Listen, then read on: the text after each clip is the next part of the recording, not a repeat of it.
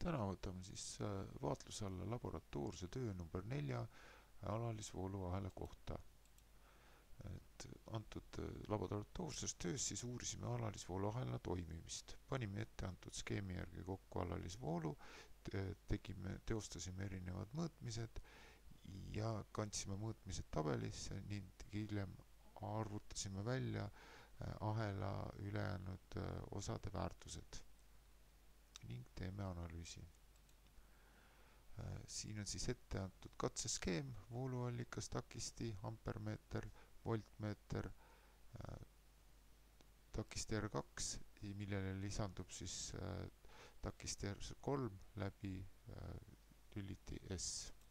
Siin on siis on juba näha kokku pandud vooluahel ja mõõtmiseks kasutatavad ampermeeter, ampertangid ja multimeeter.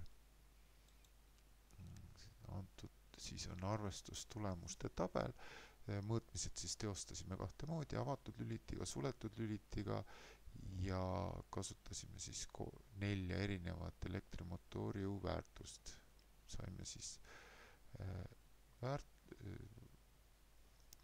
väärtused ja nende järgi arvutasime siis välja ülejäänud takistite väärtused ja genereeritud võimsuse ja teoreetilise võimsuse ning kõige lõpus arvutasime ka takistite keskmise väärtuse. Antud tabelil on siis eraldi näha R23 keskmise väärtuse suhtes, siis kui võtsime elektrimotoori jõuks 5 volti, arvutusliku võimsuse ja voolutugevuse. Antud diagrammist siis võime näha, et vähima takistuse juures on võimsus suurem ja voolutugevus suurem. Takistuse vähenedes või takistuse suurenedes vähenevad voolutugevus ja võimsus. Tulemuste analüüs siis, et teostasime 2 tüüpi mõõtmisi, et suletud ja avatud lülitiga, et R2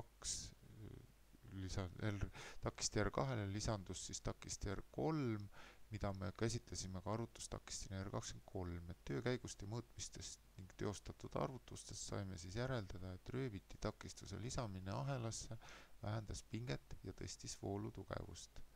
Tänan!